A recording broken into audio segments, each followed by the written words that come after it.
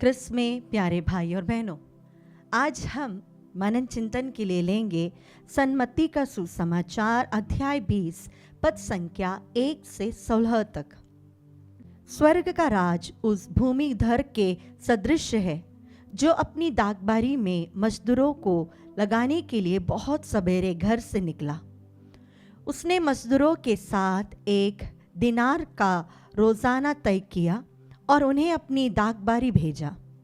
लगभग पहले पहर वह बाहर निकला और उसने दूसरों को चौक में बेकार खड़ा देखकर कहा, तुम लोग भी मेरी दागबारी जाओ, मैं तुम्हें उचित मजदूरी दे दूंगा। और वे वहां गए। लगभग दूसरे और तीसरे पहर भी उसने बाहर निकलकर ऐसा ही किया। वह 1 घंटा दिन रहे, फिर बाहर निकला और वहां दूसरों को खड़ा देखकर उनसे बोला, तुम लोग यहाँ दिन भर क्यों बेकार खड़े हो? उन्होंने उत्तर दिया, इसलिए कि किसी ने हमें मजदूरी के लिए नहीं लगाया। उसने उनसे कहा, तुम लोग भी मेरी दागबारी जाओ। संध्या होने पर दागबारी के मालिक ने अपने कारिंदे से कहा, मजदूरों को बुलाओ, बाद में आने वालों से लेकर पहले आने वालों तक सबको मजदूरी दे दो। जब वे मजदूर आए जो 1 घंटा दिन रहे काम पर लाए गए थे, तो उन्हें 1-1 दिनार मिला। जब पहले मजदूर आए तो वे समझ रहे थे कि हमें अधिक मिलेगा, लेकिन उन्हें भी 1-1 दिनार ही मिला। उसे पाकर वे यह कहते हुए भूमिधर के विरुद्ध बुनबुनाते थे, इन पिछले मजदूरों ने केवल घंटे भर काम किया, तब भी आपने इन्हें हमारे बराबर बना दिया, जो दिन भर कठोर परिश्रम करते और धूप सहते रहे। उसने उनमें से एक को यह कहते हुए उत्तर दिया, भाई, मैं तुम्हारे साथ अन्याय नहीं कर रहा हूँ। क्या तुमने मेरे साथ 1 दिनार नहीं तय किया था? अपनी मजदूरी लो और जाओ। मैं इस पिछले मजदूर को भी तुम्हारे जितना देना चाहता हूँ। क्या मैं अपनी इच्छा के अनुसार अपनी संपत्ति का उपयोग नहीं कर सकता? तुम मेरी उदारता पर क्यों जलते हो? इस प्रकार जो पिछले हैं अगले हो जाएंगे और जो अगले हैं पिछले हो जाएंगे। क्रिस्त में भाई और बहनों, अगर हम इस दृष्टांत को आज के दुनिया के तौर पर देखें तो ये जो जमींदार था उसने गलत किया।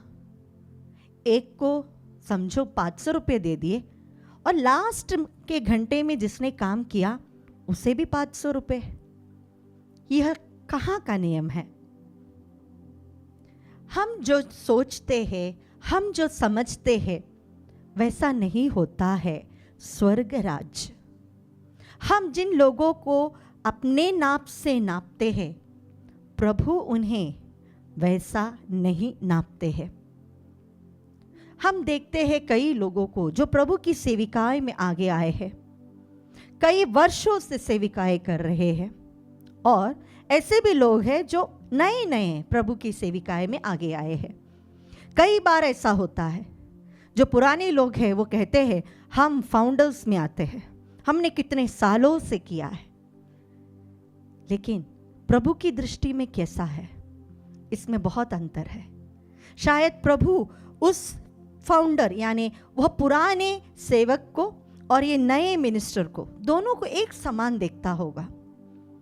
एक बार एक व्यक्ति रोज गिरजा जाता था। जाने के रास्ते पे वह देखता था पड़ोस की महिला मिस्सा को जाने के बदले वहां बैठकर गाय के लिए चारा काट रही थी। उस पड़ोसी ने, इस सज्जन ने ऐसा सोचा, ये महिला का क्या होगा, मैं तो रोज मिस्सा के लिए जाती हूँ। और वो चली गई। दोनों की मृत्यु हुई, दोनों स्वर्ग पहुंचे। तब इस सज्जन ने, इस महिला ने देखा कि उसके पड़ोसन स्वर्ग में बैठी है। उसने कहा प्रभु से, प्रभु, यह महिला कभी गिरजा नहीं आती थी सवेरे मिसा के लिए।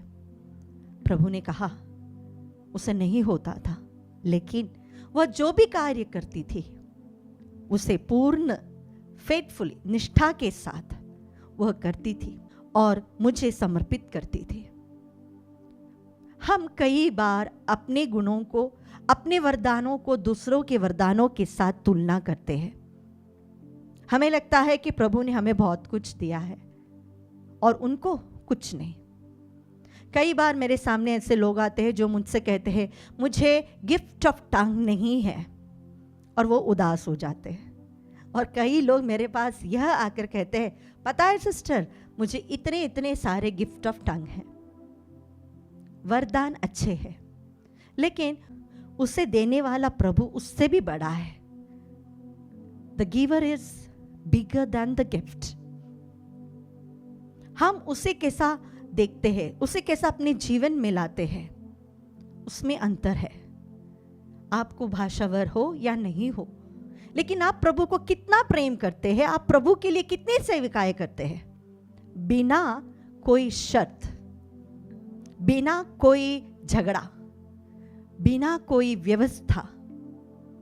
अगर हम डिमांड करें कि हमें इतना अप्रिसिएशन मिलना चाहिए, हमें इतना अप्लॉज मिलना चाहिए, तो शायद प्रभु के सामने जब हम जाएंगे तो हमें कुछ नहीं होगा। लेकिन ऐसे भी लोग होते हैं, बहुत छोटे छोटे काम करते हैं, लेकिन प्रभु के प्रिय होते हैं। इसीलिए ही इस पाठ के अंत में प्रभु कहते हैं, जो पिछले हैं अगले हो जाएंगे और जो अगले हैं पिछले हो जाएंगे। आइए हम कोशिश करें हमारे जीवन में। प्रभु ने हमें बहुत सारे वरदान दिए हैं, इसलिए हमें अधिक मेहनत करना है। शायद प्रभु ने हमें बहुत अपने जीवन में, बचपन में ही प्रभु की सेविकाई के लिए बुलाया होगा, लेकिन उसी समान प्रभु एक दूसरे व्यक्ति को भी प्यार करते हैं। प्रभु की करुणा पर हम कभी भी प्रश्न नहीं उठा सकते, उसकी उदारता पर हम प्रश्न नहीं उठा सकते हैं अगर हमारी मिनिस्ट्री में जलते हैं। ये बात सही नहीं। कई बार परिवार में ऐसा होता है, मैंने इतने सालों से काम किया और मेरा क्या हुआ, ना ही मेरा खुद का घर है, ना ही मेरे पास कार है, लेकिन देखो मेरे भाई को, मेरे से कितना छोटा है, अच्छी नौकरी मिली, उसे घर मिला। यह सब प्रभु की उदारता है। हम कभी भी प्रभु पर प्रश्न ना करें। स्वर्गराज में हम कैसे रहेंगे यह प्रभु जानता है, वहां कौन रहेगा वह प्रभु जानता है। हम किसी पर न्याय ना करें, अपना जजमेंट ना दें। बात सही है, दुनियादारी में हमें यही सबसे पहले हमारे दिमाग में आएगा, प्रभु उसे दिया और मुझे नहीं। मैंने इतनी मेहनत की लेकिन मेरे मेहनत का फल नहीं मिला, जबकि उसने कुछ नहीं किया और उसे सब कुछ दे दिया। प्रभु की उदारता। आइए अपने आंखों को बंद कर कर हमारे जीवन को हम प्रभु को समर्पित करें। जितने भी प्रश्न हमारे दिल में हैं, उस सभी प्रश्नों को हम प्रभु के सामने रखें। कितनी बार हमें लगा है कि प्रभु ने अन्याय किया है, उसके लिए हम माफ़ी मांगे। प्रभु की उदारता के लिए हम धन्यवाद कहें। प्रभु भला है, वो करुणा से पूर्ण है, वो जो भी करेगा हमारी भलाई के लिए करेगा। जहाँ पर ईर्ष्या है वहाँ पर कोई भी आध्यात्मिक उन्नति नहीं होगी। जहाँ पर ईर्ष्या है वहाँ पर आर्थिक उन्नति भी नहीं होगी।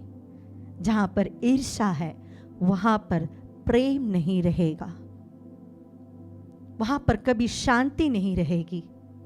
इसीलिए ईर्ष्या को छोड़कर दूसरों पर दोष लगाने के बदले हम यह देखें हम कितनी ईमानदारी से काम करते हैं, और उसके लिए हमें ज़रूर प्रभु आशीषित करेगा।